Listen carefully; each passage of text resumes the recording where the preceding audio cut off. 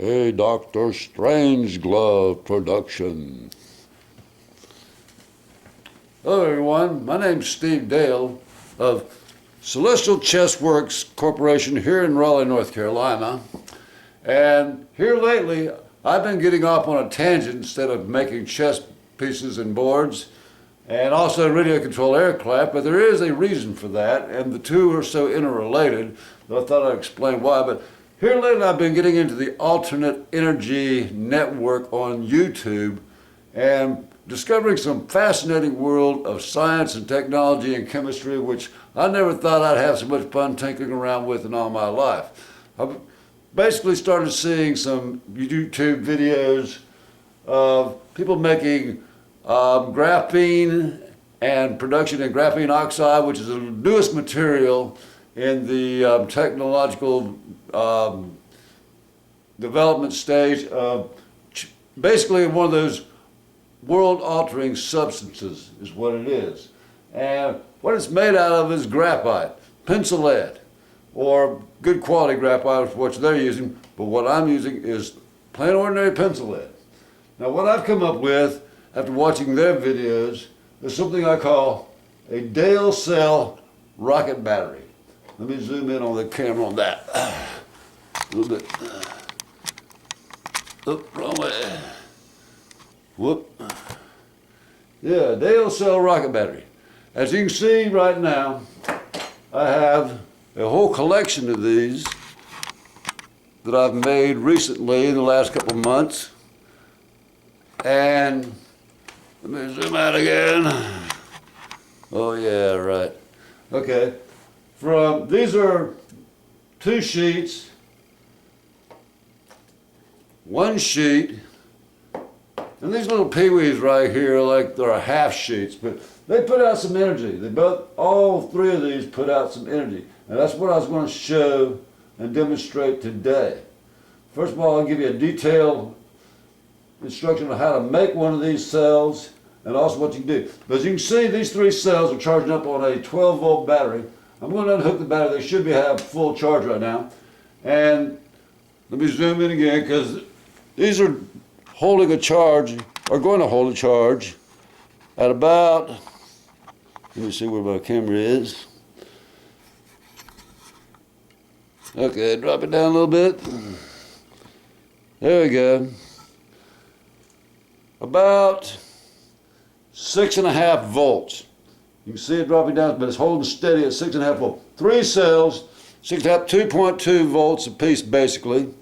And that's pretty good, 2.2 volts. All right, not the 1.5 or 1.2 that you're supposed to get out of aluminum graphite batteries, but 2.2 volts. And they charge up even higher than that. I'm just getting started on this production, all right? So I just want to show that to you. Let me just zoom in a little bit closer so you can see what's registering there. Yeah, okay, 6.33. It's going to drop down to about 6, but these cells are old here. I just made this one the other night, and that one's been operating for over a week now. First of all, they are rechargeable. Rechargeable. That's the main feature. Now, they don't put out a lot of power. Not as much as I was hoping they would. But what they do put out is not bad. Okay, I can hook one of these cells up.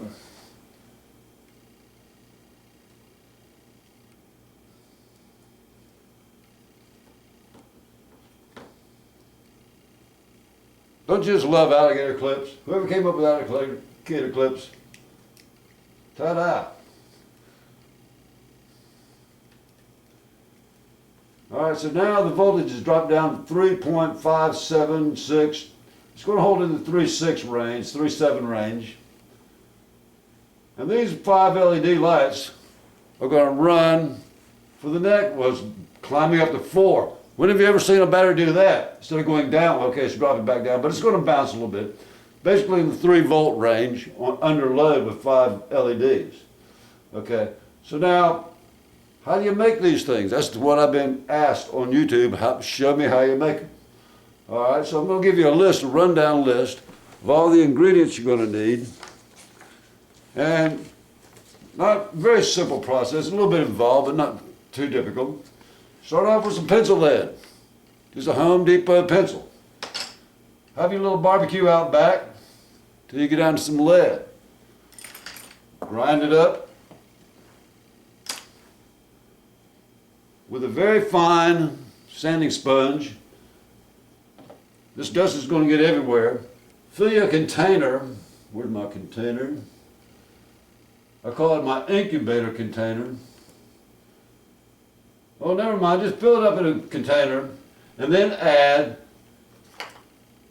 40% hydrogen peroxide to your graphite powder. Now, three of these pencil leads will cover probably about 15 sheets.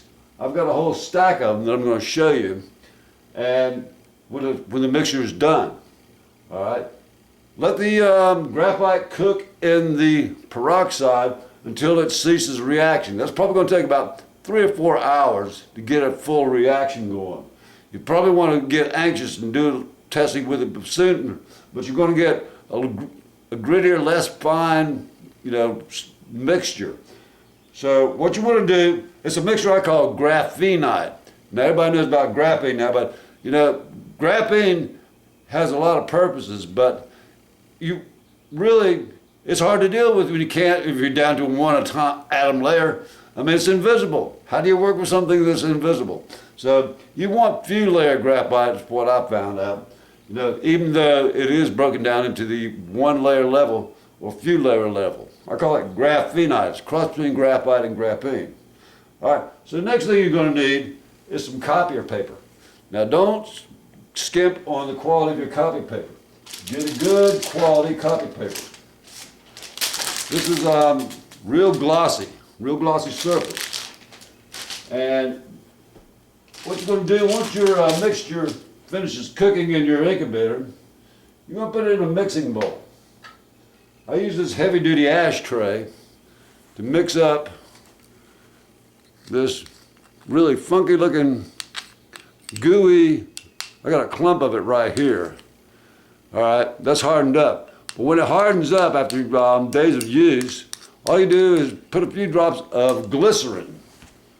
I've been using vegetable glycerin to loosen it back up and make it more into a paste-like consistency. And then what you want to do is get a good quality surface and tape your paper onto the surface of a baking pan. This is a Teflon coated pan. And then begin finger painting with your Dr. Strange glove. Just dip it in, put the paper on there, and start rubbing it out.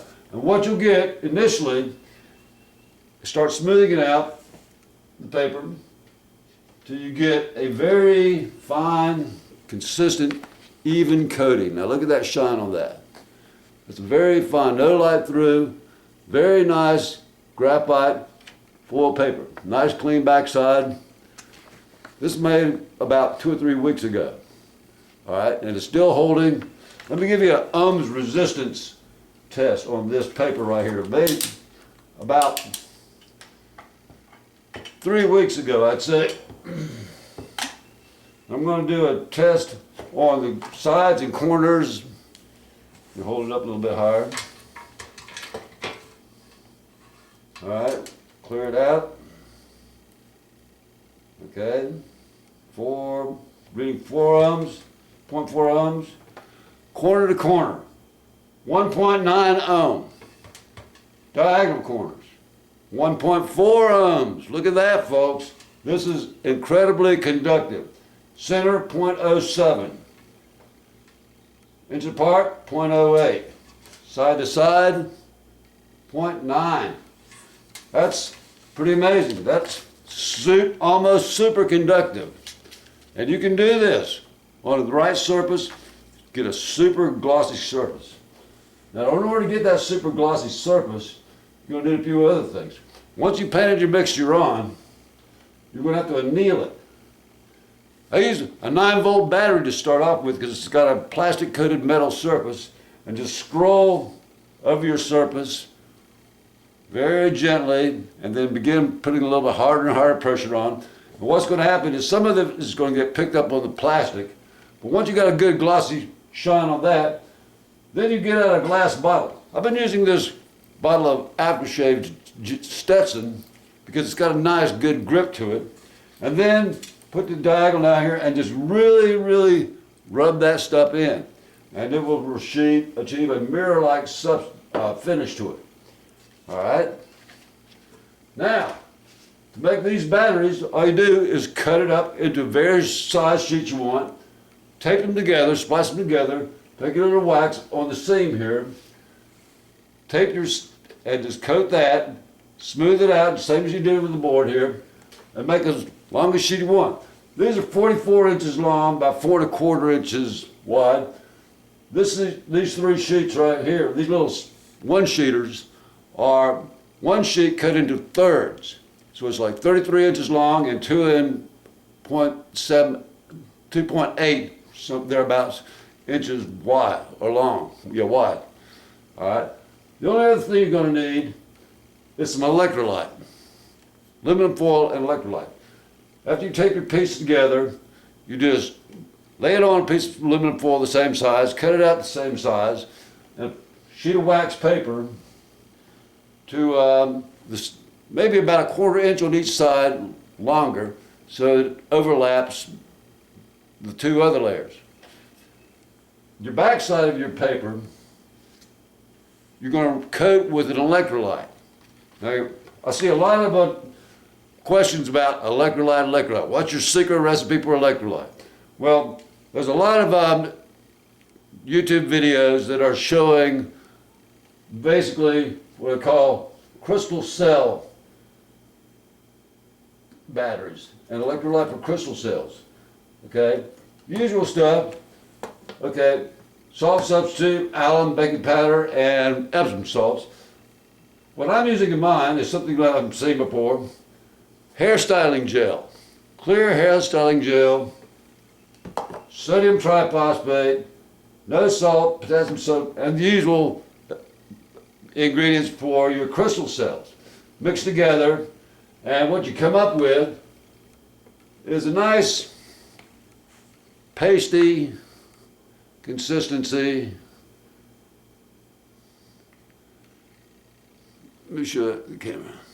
You want it real thick, you know, like syrupy. What you're going to do is just take your glove again, a fresh clean glove, and rub it on the back side of your sheet. Get it moist, all right, before you roll your battery up. Now, to roll your battery up is very simple. Just get a small dowel rod, about this diameter, 3/16 or 1/4 inch or whatever, and begin rolling up your sheet. And that's all these batteries are. There's nothing hitting inside this battery. There's no batteries inside these batteries. You know, I get that, probably going to get a lot of skepticism what they're seeing here. But this has been running now, and we're still down to 2.68 volts. All right, and these will run until they drop down to about 2.4 volts. All right, the run of light system like this for about 2.4 volts. Okay, so basically, that's all there is to it. But some of the things that I've noticed after working with these batteries for about 3 or 4 weeks is pretty interesting. Now, the other day, I had one of these batteries, my little workhorse right here, 2-sheeter right here, operating not just these by themselves, but 24 LEDs for about 10 minutes on charge. And again, they are rechargeable. That's the main thing. They don't put out as much power as what comes in a standard cell for these lights right here. But the fact that they are rechargeable, whereas these other batteries aren't, says a lot. You can hook them up to a solar array and have a constant power source. Now, my interest in all this began because I build radio control planes. And I've been working on a plane I'm hoping to get powered with my own power system battery or capacitor system and have it solar powered as well. That's the main ambition. Now, where I'm getting all these ideas from on the internet is from a fellow named Robert Murray Smith on YouTube. Check out the Robert Murray Smith channel on YouTube. But also another fellow down under in Australia I met recently and started chatting with named Pete. I don't know much about him, but he knows who he is. And also Stepan, some German fellow in Austria, and a few others. You guys in the alternate energy, zero point fuel community, you know who you are, so I don't have to tell you, who to thank. You guys are brilliant, you're doing an excellent job, but quite frankly, you make sloppy 3-year-old mud pipe batteries. Most of you do, they're just proof of concept, I know. But with a little bit of effort, you can make something that actually looks like a battery, all right? So that's what my contribution is, I hope, is how you make something is going to dramatically improve the performance of what your product is, how you make it. So you want to take a little bit of time and effort to do a good job, all right? That's all I got to say. Hope you enjoyed this video and got something out of it you can understand. This is Dr. Strangeglove signing off.